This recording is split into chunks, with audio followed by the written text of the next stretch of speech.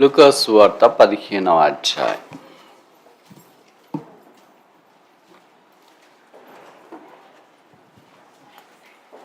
Gospel according to Dr. Luke, chapter 15.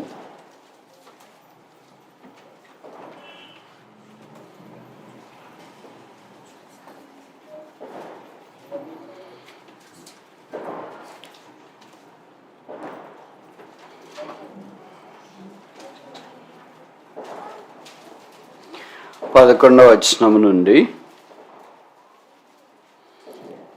24 వరకు, 11 నుండి 24 దాకా మార్చి చదువుదాం. చదవగలిగిన వాళ్ళు మీ భాగాన్ని బిగ్గరగా స్పష్టంగా చదవండి. మరియు ఆయన ఇట్లనెను, ఒక మనుషునికి 2 కుమారులుండరి.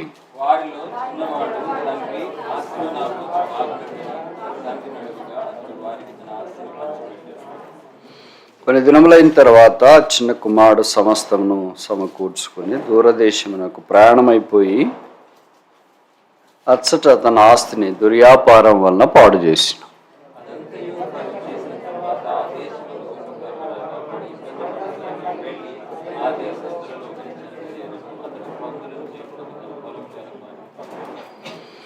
వాడు పందులు తిను పొట్టుతో తన కడుపు నింపుకొని ఆశపడను గాని ఎవడనో వానికి ఏమీ ఇయ్యలేదు.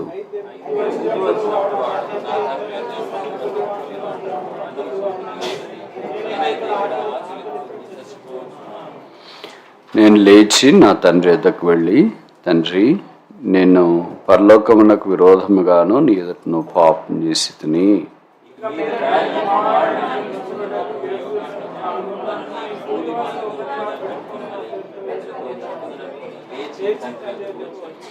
వాడు ఇంకా దూరంగా ఉన్నప్పుడు తండ్రి వారిని చూచి కనికరపడి పరిగెత్తి వాని మెడ మీద పడి ముద్దు పెట్టుకున్నాను.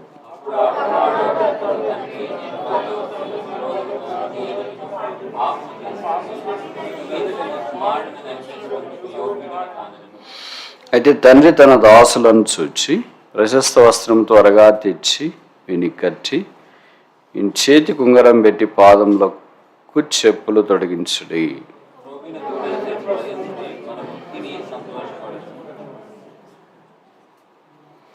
ఈ నా కుమారుడు చనిపోయి మరలా బ్రతికెను, తెప్పిపోయి దొరికినని చెప్పాను. అంతటా వారు సంతోషపడసాగారు. ప్రార్థన చేస్తాం.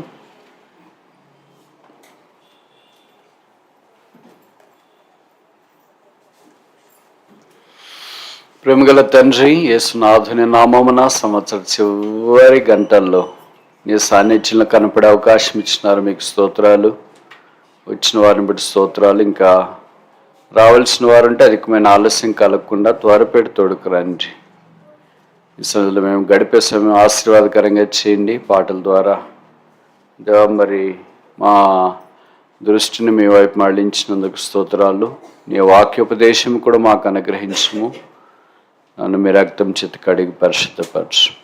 మేము యథార్థమైన విధానములో ఈ సాన్నిధ్యంలో మా పతనాలు, ఓటములు, అవమానాలు ఒప్పుకొని క్షమాపణ పొంది కొత్త సంవత్సరంలో ప్రవేశించినట్లు మీరు మాకు సహాయం చేయమని ప్రార్థన చేస్తున్నాం. యేసు నామమున స్తుతించి ప్రార్థిస్తున్నాము తండ్రి, ఆమేన్.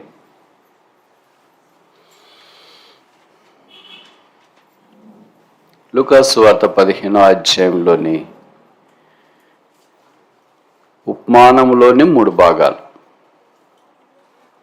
ఈ 3 ఉపమానాలు కాదు. చాలామంది చెప్తారు ఈ 3 ఉపమానాలు కాదు, ఒకటే, కానీ 3 భాగాలు. ఒకటే అని ఎట్లా చెప్తారు బ్రదర్ అంటే 3వ వచనం 15:3, చాప్టర్ 15 verse 3. అందుకైన వారితో ఈ ఉపమానములు అని బహువచనం లేదు అక్కడ. ఏముంది? ఏకవచనం ఉంది. కనుక this only 1 parable with 3 dimensions. ఒక దగ్గర తప్పిపోయిన గొర్రె, ఒక దగ్గర తప్పిపోయిన నాణ్యం, ఇంకొక దగ్గర తప్పిపోయిన కుమారుడు. తప్పిపోయిన అనేది క్యాప్షన్ పెట్టినారు. క్యాప్షన్ మార్చవచ్చు కదా. ఏమని మార్చవచ్చు? దొరికిన గొర్రె, దొరికిన నాణ్యము, వచ్చిన కుమారుడు, అట్లయినా మార్చవచ్చు. లేకపోయినా మిగిలిన 99 గొర్రెలు, 9 నాణ్యములు, పెద్ద కుమారుడు అని మార్చవచ్చు. ఎవరైనా ఈ కథ చెప్పాలంటే, వినాలన్నా మాట్లాడాలన్నా ఇట్లే మాట్లాడతాం. తప్పైన కుమారుని కథ చెప్పారా, తప్పైన గొర్రె కథ చెప్పారా, తప్పైన నాణ్యం కథ చెప్పారా అని. తప్పిపోయిన దాకా ఇక్కడ రాసి వదిలేసింటే ఈ దినాన మనం చదువుకోవాల్సిన పని లేదు. 3 సందర్భాల్లోనూ తప్పిపోయింది దొరికింది. అది దేవుని యొక్క కృప. అదే మనకు ప్రోత్సాహం, పురికొల్పు. తప్పిపోయిన గొర్రె దొరికింది. Lost sheep was found, lost coin was found and lost son was restored. తప్పైన గొర్రె, తప్పైన కుమారుడు, తప్పైన నాణ్యం. అది తప్పిపోయింటే అలాగే ఉండింటుంది. అంటే తప్పిపోయి తిరిగి దొరకకుండా ఉంటే అది తిరిగి దొరికింది. కనుక తప్పైన గొర్రె దగ్గర అయితే తప్పైన శాతం ఎంత?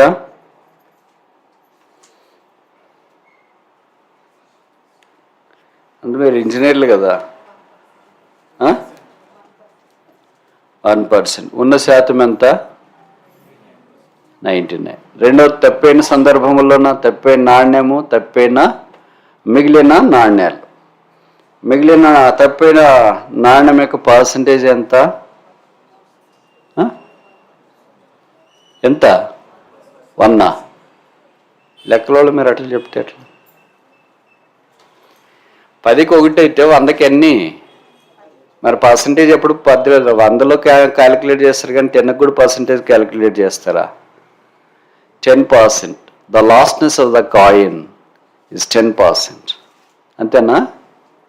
కరెక్టేనా తప్ప? సరే, 3వ దానికి వస్తే తండ్రికి 2 కుమారులు ఉన్నారు, ఒకళ్ళు తప్పాడు. ఎంత లాస్ట్నెస్? 50%. The లాస్ట్నెస్ is 50%. ఒక దగ్గరకు వచ్చేటప్పటికి పెరిగిపోతుంది. ఫస్ట్లో లాస్ట్నెస్ ఎంత? 1%. సెకండ్ దాంట్లో లాస్ట్నెస్ ఎంత? 10%. థర్డ్ దాంట్లో లాస్ట్నెస్ ఎంత? 50%. There is a gradual spike in the lostness. తప్పిపోవడంలో క్రమేణా పెరుగుతా పోయింది. 1% నుండి 10%, 10% నుండి 50% దాకా తప్పిపోయిన సంఘటనలో పెరిగినట్లు వాక్యంలో మనం చూస్తాం. మరి ఇదే ఎందుకు ఇప్పుడు తీసుకున్నారంటే, 1% తప్పిపోయిందంటే నేను కాదులే అనుకుంటాం. 10% తప్పిపోయినానంటే దశంభాగం ఇది కూడా నాకు కాదులే అనుకుంటాం. 50% తప్పిపోయినామంటే ఉన్నదా 50 మందిలోన 20 మంది తప్పిపోయినట్టే కదా, ఉన్న 100 మందిలో 50 మంది తప్పిపోయినట్లే కదా. So the lostness is half of it. ఎంత ఉందో దాంట్లో సగభాగము తప్పిపోయిన దృశ్యాన్ని ఇది మనకు జ్ఞాపకం చేసింది. ఇది వెరీ షాకింగ్. మొదట తప్పిపోయిన గొర్రె ఎక్కడ? Where was it last? ఎక్కడ తప్పిపోయింది? మీ బైబిల్లో లేదా కదా? నా బైబిల్లోనే ఉంది అనుకుంటా. 4వ వచనం, 99 అడవిలో ఎక్కడ తప్పిపోయింది? It was last in the wilderness. రెండోది నాణ్యం ఎక్కడ తప్పిపోయింది? ఇక్కడ తప్పిపోయింది, ఇంటిలో. మూడోది కుమారుడు ఎక్కడ తప్పిపోయినాడు? దేశంలో తప్పిపోయాడు, దేశదిమ్మరైపోయాడు. So first one is lostness in the forest, అరణ్యములో తప్పిపోయింది. రెండోది లాస్ట్నెస్ అట్ హోమ్, మూడోది lostness in the country. So ఇవన్నీ లాస్ట్నెస్ను మనకు జ్ఞాపకం చేసే షాకింగ్ సంగతులు, చాలా విభ్రాంతి కలిగిస్తున్నాయి. అయితే 3 సందర్భాల్లో తప్పిన తర్వాత పోతే పోన్లేని వదిలేయలేదు. ఇప్పుడు మీ దగ్గర 100 రూపాయలు ఉంది, 1 రూపాయి తప్పిపోయింది, ఎతుకుతారా వదిలేస్తారా? ఎతకరు, వదిలేస్తారు. ఇంకా 1 రూపాయి కొరకు ఏం ఎతుకుతామని. This true. ఇక్కడ 100 గొర్రెల్లో ఒకటి తప్పిపోతే వదిలేయాలి ఆయన. ఆయన వెతికినా కూడా కొంత ఎఫర్ట్ పెట్టి దొరకలేదంటే వదిలేయచ్చు. కానీ అది దొరకు వరకు వెళ్ళాడు. అంటే that one, last one is also very precious in the sight of the shepherd. అది తప్పింది కూడా గొర్రెల కాపరికి చాలా ప్రశస్తమైంది. అలాగే 9 నాణ్యాలు, ఇందాక నేను చెప్పాను కదా 10%. 100 రూపాయలు ఉన్నాయనుకో, 10 రూపాయలు పోతే ఇప్పుడు ఆలోచిస్తాము, ఎదుగుతాం కూడా. 1 పోతే భవిష్యత్తు పట్టించుకోము, 10 రూపాయలు పోతే ఎదుగుతాము, ఇంకా దొరకలేదంటే సరేలే ఇంక దొరకలేదు ఏం చేస్తాము అని అనుకుంటాం. 100 రూపాయలు 50 రూపాయలు పోతే దొరకడమేనా, ఇంక ఏడ్చి ఎంత బాధపడతాం. ఎందుకంటే it's not only 100 rupees, what all you have of you last. ఉన్న దాంట్లో సగం పోయింది, ఎవరికైనా బాధే కదా. ఇక్కడ కూడా తండ్రి కుమారుని కొరకు కనిపెట్టుకుని అన్నట్లు వాక్యంలో మనం చూస్తాం. కనుక ఇవన్నీ మనకి ఏ జ్ఞాపకం చేస్తున్నాయంటే, పరిశుద్ధాత్మ దేవుడు దొరికిన దాని మీద, ఉన్నదాని మీద ఫోకస్ చేయట్లేదు, లాస్ట్నెస్ మీద ఫోకస్ చేస్తాం. లాస్ట్ షీప్, తెప్పైన గొర్రె, లాస్ట్ కాయిన్, తెప్పైన నాణ్యము, లాస్ట్ సన్, తెప్పైన కుమార్. కనుక తప్పైనది అది 1% అయినా, 10% అయినా, 50% అయినా, the Holy Spirit is more mindful about the lostness. పరిశుద్ధాత్మ దేవుడు తప్పైన దాని గురించి ఎక్కువ ప్రాధాన్యత ఇస్తున్నాడు. కనుక దీన్ని అలాగే మనం చూస్తాం. ఎవరని చెప్పేటప్పుడు కూడా ఇదే తప్పైంది అనే చెప్తాం, మిగిలిన దాని గురించి చెప్పరు. కానీ ప్రభుకు స్తోత్రాలు ఏంటంటే, తప్పైన 3 సందర్భాలను వెతికిన 3 సందర్భాలను అవుట్కమ్ ఏంటంటే దొరికిన తర్వాత అవుట్కమ్ ఏంటి? సంతోషపడసాగిరి. కనుక anything lost is found, then you will have more joy. ఏదైనా మనం పోగొట్టుకున్నప్పుడు తిరిగి అది మనకు దొరికితే చాలా సంతోషం ఉంటుంది. ముఖ్యంగా డబ్బులు అయితే తక్కువైతే అంత సంతోషం ఉండకపోవచ్చు. మీకు కరెక్ట్ ఉదాహరణ చెప్పమంటే చెప్పనా, మీరేమనుకోకూడదు. మీ స్మార్ట్ ఫోన్ పోయిందనుకో, 1 రోజు 2 రోజులు ఎతికినారు, అన్నం మానేసి నిద్ర మానేసి అన్నీ ఉంటారు. ఎవరో ఒకరు చెప్పారు దొరికిందా, అబ్బా దొరికిందా. That is almost your property nowadays. అలాగే యేసుక్రీస్తు ప్రభు వారికి were more than smart phones, were sons and daughters in his sight. ఆయన దృష్టిలో మనం కుమార్తెలము, మనం ఆయనకి ఎంతో ప్రశస్తమైన వారు. కానీ తప్పైన కుమారుడు ఎలా అంటాడో ఒక 5 లక్షణాలు చూడటానికి మనం ప్రయత్నం చేస్తాం. మొదటిది, లూక్ చాప్టర్ 15 verse 11. లూకా 15:11. మరియు ఆయన ఇట్లనెను, ఒక మనుషునికి 2 కుమారులు ఉండేరు, 12. వాళ్ళలో చిన్నవాడు, తండ్రి ఆస్తిలో నాకు వచ్చు భాగమిమ్మని తన తండ్రిని అడగగా అతడు వారికి తన ఆస్తిని పంచిపెట్టెను.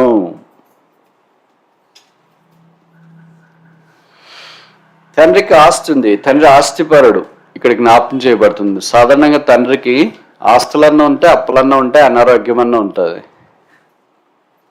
ఈశ్వరులకు వాళ్ళ అనారోగ్యం మనకు వస్తుంది, వాళ్ళకి బీపీ షుగర్ ఉంటే అది కూడా మనకు వస్తుంది, అప్పులున్నా కూడా మనకు వస్తుంది. ఆస్తి ఉంటే మరి దానికి పోట్లాటలు జరుగుతాయి, నాకంటే మీకు బాగా తెలుసు. కానీ అనారోగ్యానికి పోట్లాటలు జరగవేంటి, అప్పులకు పోట్లాటలు జరగవేంటి? దీనికి మాత్రం చాలా పోట్లాటలు ఉంటాయి. చిన్న ఆస్తులు ఉన్నా కూడా చాలా పోట్లాటలు ఉంటాయి వాళ్ళ సిబ్లింగ్స్ మధ్యలో. ఇక్కడ ఆస్తి అడగాల్సింది ఎవరు అడగాల? పెద్ద కుమారుడు అడగాలి.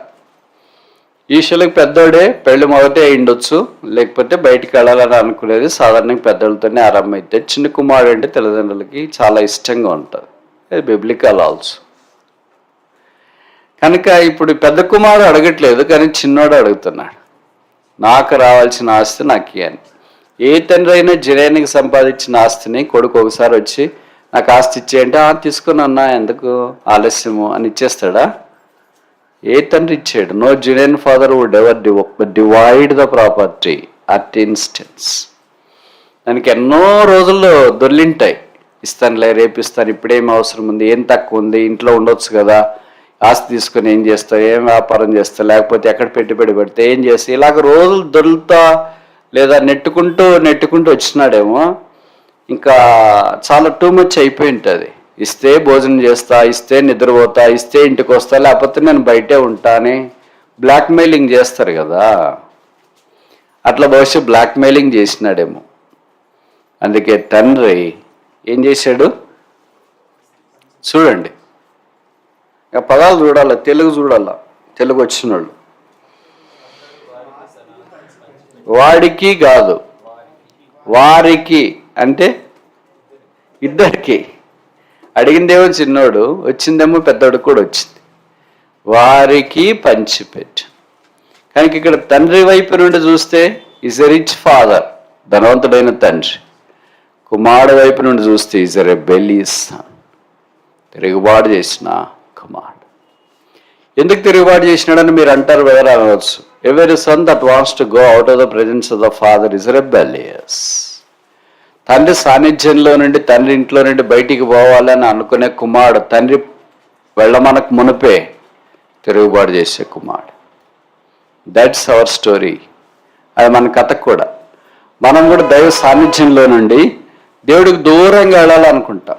అది మనం సంపాదించిన ఆస్తి కాదు, తండ్రి సంపాదించిన ఆస్తే.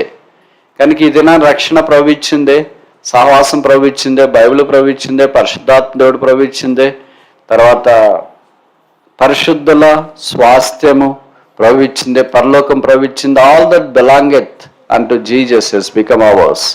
ప్రభుకు సంబంధించిందంతా మందైంది.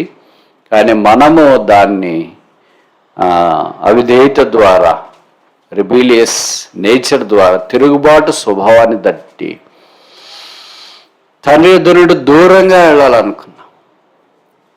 అది మొదటి స్వభావం. రెండవది 15వ అధ్యాయం లూకాసు వార్త, లూక్ చాప్టర్ 15 13. కొన్ని దినములైన తర్వాత వర్స్ 13, కొన్ని దినములైన తర్వాత ఆ చిన్న కుమారుడు సమస్తమును కూర్చుకొని దూరదేశమునకు పోయి, రనవే సన్. దూరదేశం పోయిన కుమారుడు. ఏం దగ్గరుండొచ్చుగా, దగ్గరుంటే ఎవరన్నా మన ఆయనకి చెప్తారేమో, ఇటు చేస్తున్నాడు అటు చేస్తున్నాడు అని అనుకున్నాడేమో. వాళ్ళ ఊరు వాళ్ళు వీళ్ళు అక్కడ కనిపిస్తుంటారు కదా పొరపాటున. ఇట్లాంటి చేసేటప్పుడే కనిపించేది. మనం ఎతికేటప్పుడు కనిపించరు, కానీ అవసరాన్ని బట్టి ఎతకనప్పుడు కనిపిస్తూ ఉంటారు. కనుక అలాంటి వాళ్ళు కనిపిస్తారేమో అని దూరదేశానికి పోయినాడు. వీసా ఎవరు ఇచ్చినారు మరి? వేరే దేశానికి పోవటానికి వీసా కావాలి కదా. అంటే ఈ వీసా కూడా లేకుండా ఎగ్జామ్టెడ్ కంట్రీస్ ఏమో ఇవన్నీ.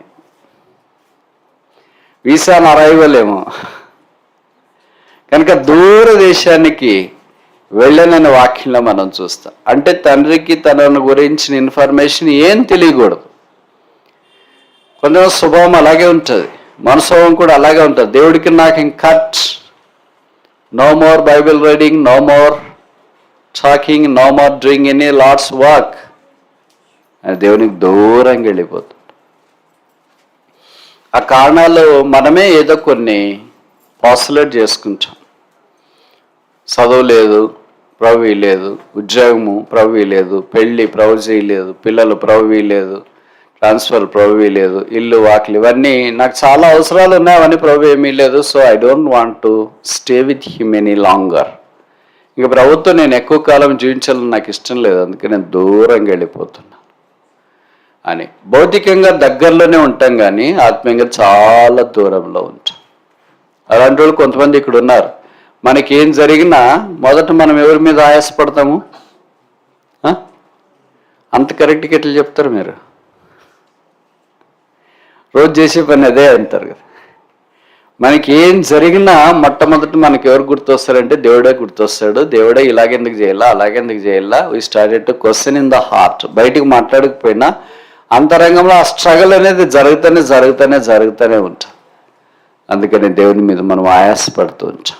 ఈ తప్పైన కుమారుడు కూడా అలాగే ఆయాసపడ్డాడు. అందుకే దేవుని సన్నిధిలో దూరంగా వెళ్ళిపోయాడు. రానే వేస్తాను. మూడవది చూస్తామా? కింద వరుస, gospel according to doctor Luke chapter 15 verse 13 last part. లూకా 15:13 చివరి వరుస. అచ్చట తన ఆస్తిని దుర్వ్యాపారం వలన విస్తరించెను అని రాయలేదు, అభివృద్ధి పొందెను అని రాయలేదు. ఏం చేసినాడంట? పాడు చేసినాడు. ఎలాగ పాడు చేసినాడంటే దుర్వ్యాపారం, రైటస్ లివింగ్ అని ఉంటుంది. సో మూడోది ఏంటంటే ఈజ్ అ రైటస్ సన్, అంటే దుర్వ్యాపారం చేసినవాడు. దుర్వ్యాపారానికి ఆపోజిట్ వాడు ఏంటంటే మంచి వ్యాపారం, సద్వ్యాపారం. సద్వ్యాపారం అంటే అక్కడ వ్యాపారాన్ని గురించి కాదు అర్థము. తనకున్న డబ్బులు సద్వినియోగం చేయట, తనకున్న ఆస్తిని సరైన విధానంలో వాడుకోనట. ఈ సరైన విధానంలో వాడుకోకుండా సరిగాని విధానంలో వాడుకో. సరిగాని విధానంలో ఎట్లా వాడుకోవాలని ఎవరు చెప్పాల్సిన పని లేదు. దానికి ఏమి సిలబస్ ఉండదు, కోచింగ్ క్లాసులు ఉండదు. How to spoil your money అని కోచింగ్ క్లాస్ ఎక్కడైనా ఉంటుందా? How to improve your business అని ఉంటుంది, హౌ టు బికమ్ రిచ్ అని ఉంటుంది, how to increase your income అని ఉంటుంది, how to invest your money అని ఉంటుంది. వీటన్నిటికి ఉంటుంది. కానీ how to become a రైటెస్ట్ person, ఎలాగ దుర్వ్యాపారం చేయాలా అని ఎక్కడ ఉండదు. అది డిఫాల్ట్గా మనలో వస్తుంది ఎలాగ చేయాలని. అలాగే తప్పేని కుమారుడు కూడా అలాగే తన ఉన్నదంతటిని దుర్వ్యాపారం చేసినాడు. దుర్వ్యాపారం ఏం చేసినాడు అని మనము ఆలోచిస్తే వాళ్ళు అన్నయ్య చెప్పినాడు. తర్వాత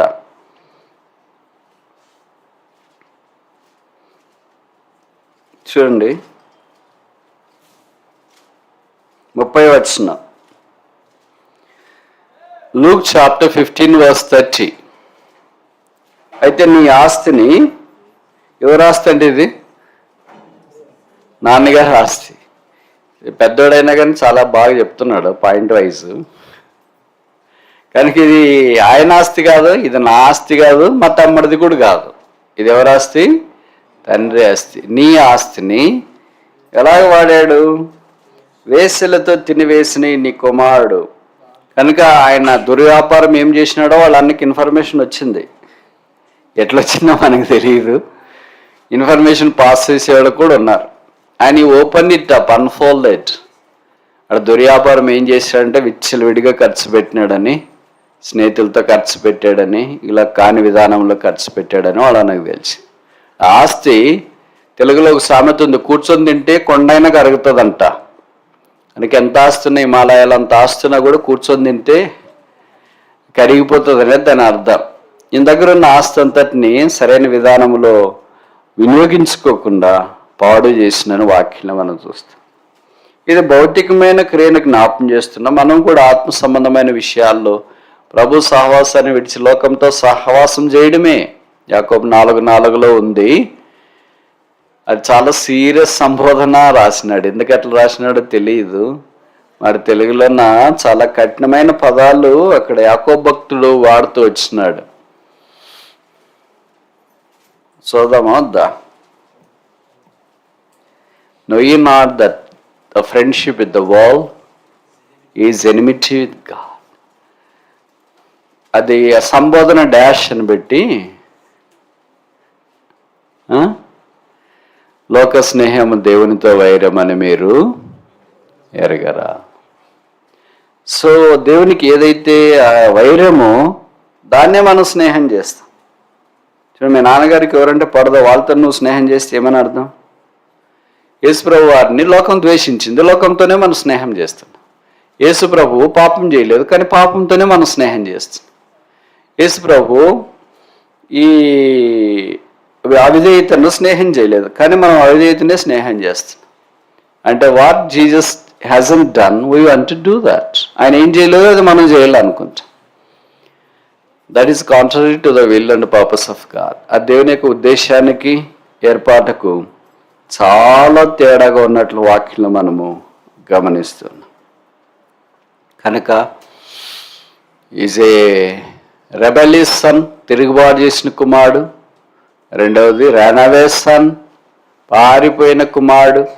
మూడవది రైటస్ సన్, దుర్వ్యాపారం వల్ల పాడు చేసిన కుమారుడు. నాలుగవది డాక్టర్ లూక్ చాప్టర్ 15, లూకాసు వార్త 15వ వచనం. అదంతా కట్ చేసిన తర్వాత చూడండి, కూర్చొని తింటే కొండైనా కరుగుతుందంటే బైబిల్లో కూడా ఆ మాట రాసిన. అంత ఖర్చు అయిపోయింది, ఇంకేం మిగలలేదు. అంత ఖర్చు చేసుకున్నాడు, ఏం మిగిలకుండా అంటేనే అర్థం ఏంటంటే is not in a right mode, is not a smart person, is not intelligent person, is unwise. కనుక చాలా బుద్ధిహీనుడు, తెలివిలేనివాడు. చీమల గురించి బైబిల్లో రాయబడింది కదా, చీమలు అవసరమైన సందర్భంలో దొరికినప్పుడు అన్ని ఆహారపు సమకూర్చుకుంటుందంట. వర్షకాలం అట్లా బయటికి వెళ్లకుండా తింటుందంట. చీమలకి అంత తెలివి ఉంటే వీడికి చీమలకి ఉన్నంత తెలివి కూడా లేదు. మనిషి ఏమో పెద్దగా ఉన్నాడు, తెలివేమో చీమకున్నంత కూడా లేదు. చాలాసార్లు అలాగే ఉంటుంది మనకి.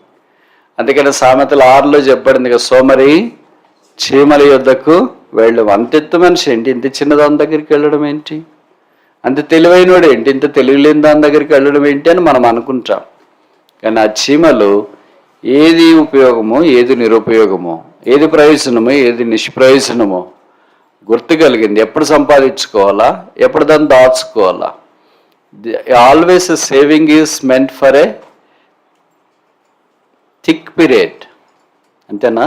Thin period.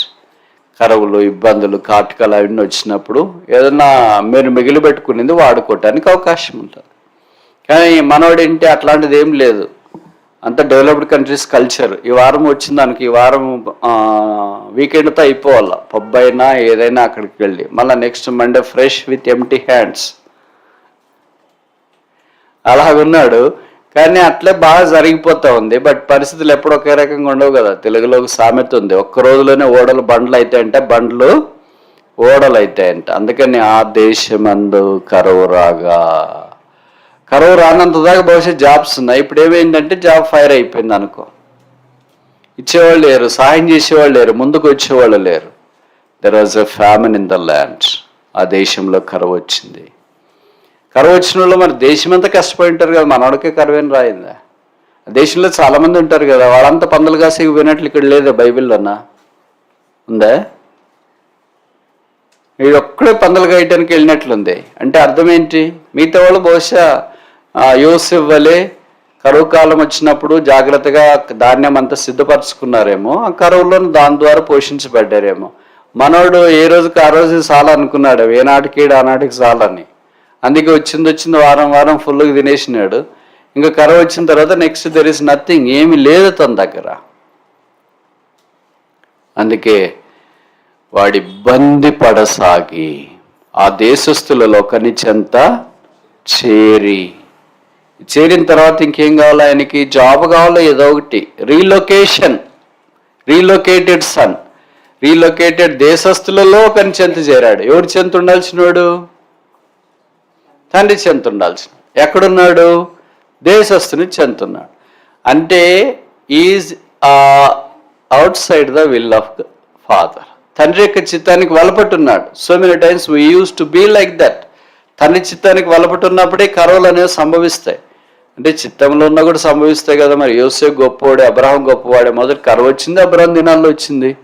అబ్రహాం లాంటి గొప్పవాడి దినాల్లోనే కరువు వచ్చింది. ఇస్సాకు లాంటి గొప్పవాడి దినాల్లో కరువు వచ్చింది. యాకోబు లాంటి గొప్పవాడి దినాల్లో కరువు వచ్చింది. రూతు గ్రంథంలో చూస్తే అప్పుడు కూడా కరువు వచ్చింది. కరువు is a very common factor and one of the ways of the God's chastening tools. దేవుడు కొన్నిసార్లు ప్రజలను సరిచేయటానికి కరువును కూడా వాడుకుంటూ వచ్చినట్లు బైబిల్లో మనం చూస్తాం.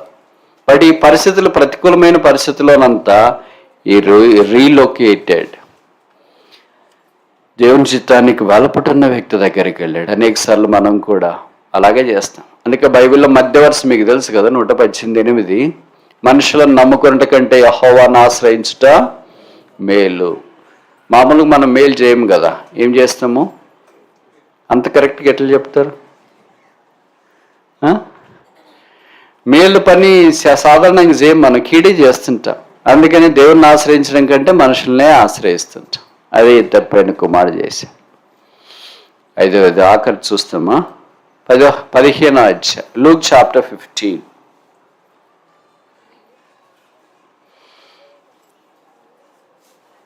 16వ వచనం. వాడు పందులు తినపొట్టుతో తన కడుపును నింపుకొని ఆశపడను కానీ ఎవడనో వానికి ఏమీ ఇయ్యలేదు. Is a ruined person. అంత ఇంత బాగుండేదాకా ఎవరో ఒకరు సాయం చేస్తారు. అప్పు కూడా పుట్టలేదు. అప్పదాకా డబ్బుల దాకా ఎందుకు, భోజనమే పుట్టలేదు. Completely ruined. కనుక ఈ కుమారుని గురించి 5 దుర్లక్షణాలు మనం చూసినాం. మొదటిది ఈజ్ ఎ రెబెలియస్ సన్, తిరుగుబాటు చేసిన కుమారుడు. రెండవది ఈజ్ రానవే సన్, పారిపోయిన కుమారుడు. మూడవది రైటస్ సన్, దుర్వ్యాపారం చేసిన కుమారుడు. నాలుగవది రీలొకేటెడ్ సన్, తండ్రి దగ్గర లేకుండా దేశస్థులలో ఒకరిని చెంత చేరినవాడు. 5వది ఆఖరిది ruined son. This is the story of the prodigal son. This is not the full story but the half story. ఇదే ఫుల్ స్టోరీ ఏంటి? ఇది నన్ను మనకేమి ప్రోత్సాహం ఉండేది కాదు. ఇలాంటి సిచ్యువేషన్లో ఆయనకు ఒక్క ఐడియా వచ్చింది. మా లోకంలో ఒక సామెత ఉంది కదా, ఒక ఐడియా జీవితాన్ని మార్చేస్తుందని.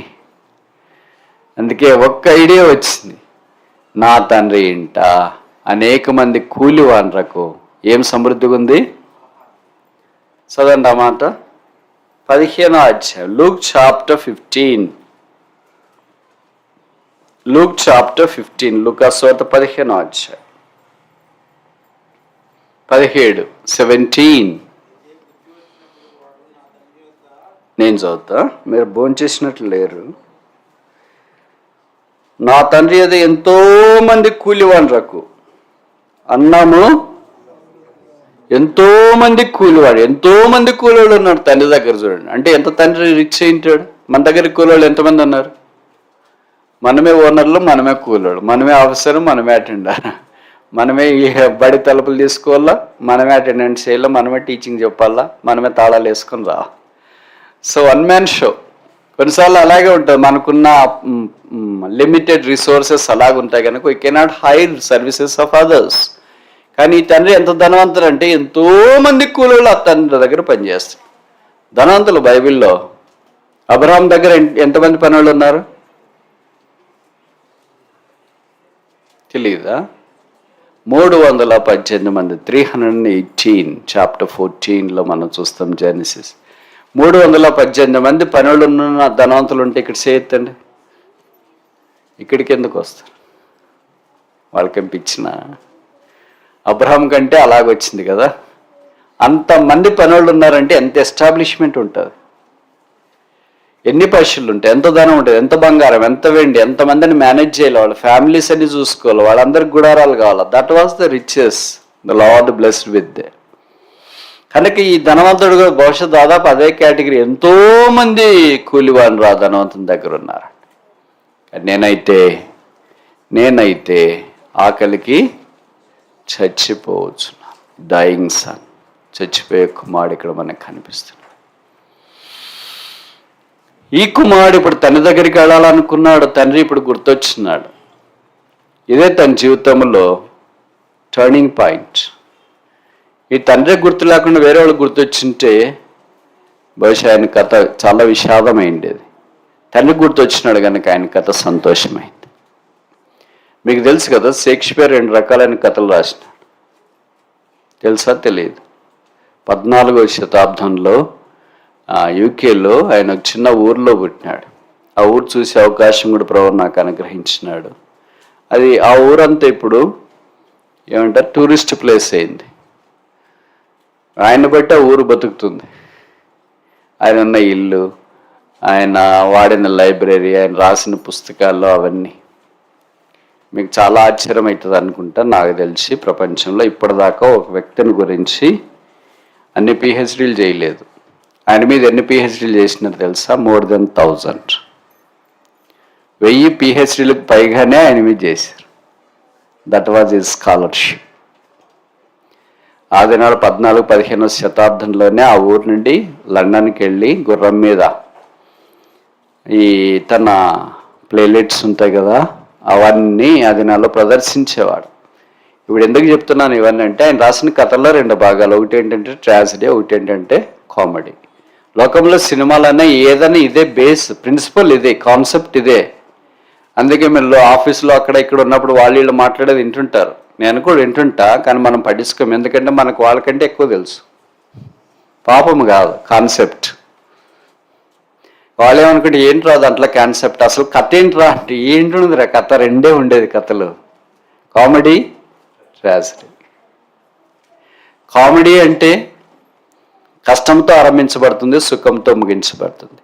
ట్రాజడీ అంటే సుఖంతో ఆరంభించబడుతుంది, కష్టంతో ముగించబడుతుంది. ఇది 14వ శతాబ్దంలోనే షేక్స్పియర్ రాశాడు. ఇప్పుడు మన వాళ్ళంతా మూవీస్లో అట్లా ఇట్లా తీస్తే అబ్బాయి ఏముంది కథ, ఏముందా. It was done long ago. ఇప్పుడు ఈ స్టోరీ కూడా ఏంటంటే, ఈ మనవాడు తప్పైన కుమారుది, ఇట్స్ నవ్ ఏ కామెడీ. అంటే సంతోషంతో ముగించబడుతుంది. ప్రభు మన యొక్క జీవితాల్లో కూడా ఇలాగ సంతోషం ఇచ్చి ముగించాలని కోరుతున్నాను. ట్రాజడీ కాదు, ట్రాజడీ అంటే ఏంటి? మలేషియా విమానము సముద్రంలో కూలిపోయింది, ఏ ఒక్క చిన్న ముక్క కూడా దొరకలేదు. That's called tragedy. అంటే there is no joyous ending, సంతోషపూరితమైన ముగింపు ఉండదు. దాన్ని ఏమంటారంటే ట్రాజడీ అంటారు. సంతోషపూరితమైన ముగింపు ఉండేదాన్ని ఏమంటారంటే కామెడీ అంటారు. ఇక్కడ అలాంటిదే. తప్పైన కుమారుడు తిరిగి తండ్రి దగ్గరికి రావాలని ఇష్టపడ్డాడు. అందుకనే ఆ తర్వాత జరిగిన కథ మనకు తెలుసు. తండ్రి కుమారుని దూరము నుండి చూచినాడు, పరిగెత్తిపోయినాడు. బైబిల్లో 2 సార్లే దేవుడు పరిగెత్తిపోయిన సందర్భాలు మనకు గుర్తొస్తాయి. దేవుడు కూడా పరిగెత్తాడా మనుషుల రూపంలో? గుర్తుందా మీకు పరిగెత్తింది? చెప్పండి ఒకటి. గుర్తులేదా? మనం పరిగెత్తం కనుక దేవుడు పరిగెత్తనేమో ఆగితేనేమో అని అనుకుంటాం.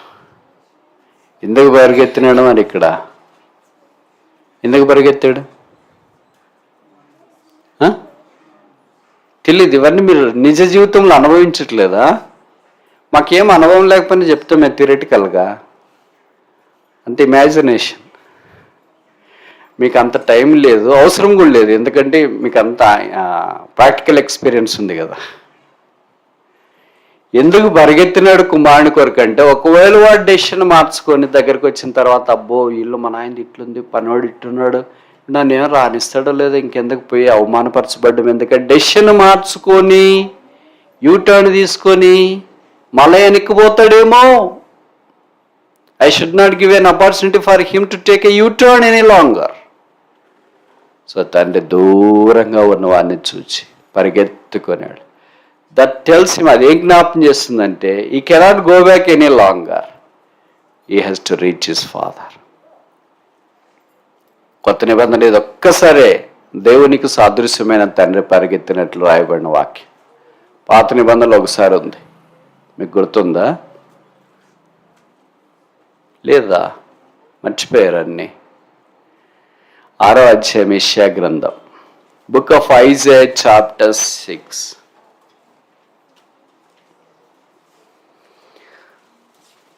Isaiah chapter 6 verse 6.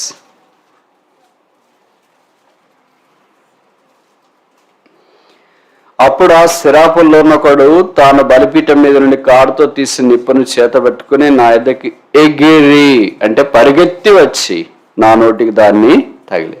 ఎగిరి అని తెలుగులో రాశారు, మూల భాషలో పరిగెత్తుకొని. 2 సార్లే దేవుడు పరిగెత్తినది మన కొరకు. ఇక్కడ శిరాపుల రూపంలో పరిగెత్తాడు, ఇక్కడ తండ్రి రూపంలో పరిగెత్తాడు. మొదటి కాంటెక్స్ట్ ఏంటి? పరిశుద్ధపరచడానికి పరిగెత్తాడు. రెండో కాంటెక్స్ట్ ఏంటి? చేర్చుకోవటానికి పరిగెత్తాడు. సో దేవుడు పరిశుద్ధపరచాలని కోరుతున్నాడు. మీకు తెలుసు కదా, తల్లిదండ్రులుగా ఈ చిన్న పిల్లోడు కొడుకున్నాడు అనుకోండి, వాడు చిన్నోడు, అందుకేం తెలియదు, 1-2 చేసుకున్నాడు అనుకోండి, మీరేం చేస్తారు? చేసుకు అట్లే ఉన్నాడు అంటారా? వేరే వాళ్ళు చూడకూడదు అన్న దశలో అని పరిగెత్తిపోయి అని తీసుకొని క్లీన్ చేయటానికి ప్రయత్నం చేస్తారు, అంతేనా?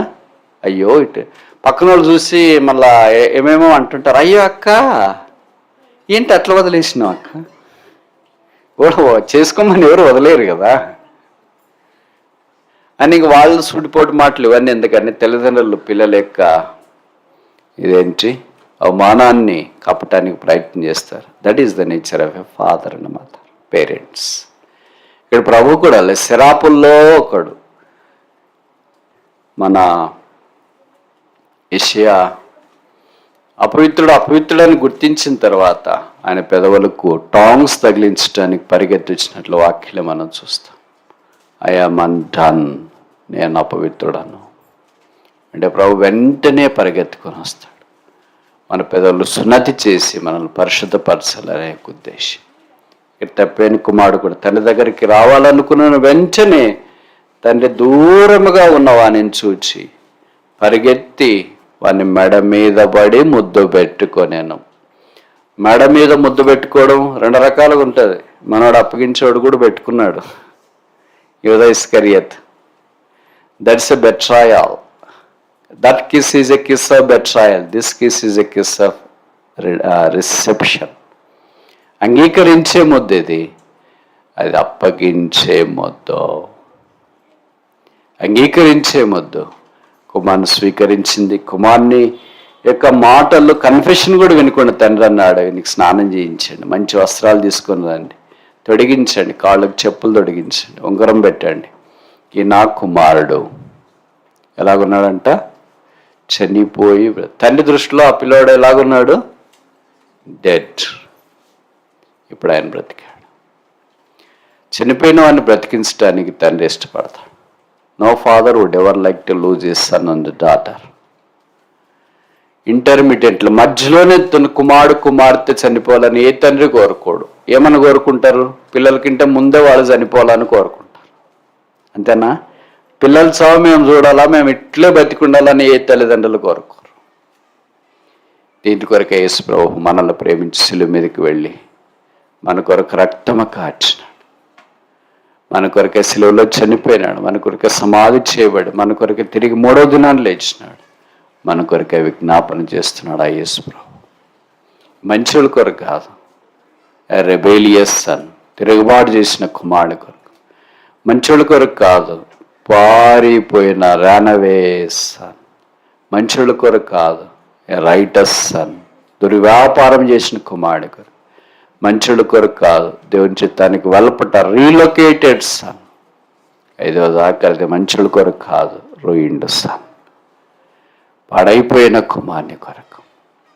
ఇంకేమో ఈ రాత్రి తిరిగి మన జీవితాలను జ్ఞాపకం చేసుకొని ఇవన్నీ ఎవరిలో ఉన్నాయి?